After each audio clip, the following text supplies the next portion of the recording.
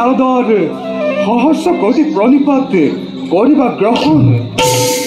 উঠা নাৰদ। প্ৰভু, আজি তুমি আহিয়ে আমাৰ দুখকে চৰ্চিলা।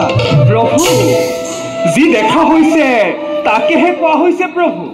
দুখ হলে ক্ষমাবন্তজনে নিশ্চয় ক্ষমিব। পিছে কওকচোন প্ৰভু, দেৱৰ্ষি, যি কৰা হল সেয়া জানো উচিত হল প্ৰভু? ইয়াত উচিত অনুচিতৰ প্ৰশ্ন নাই দেৱৰ্ষি।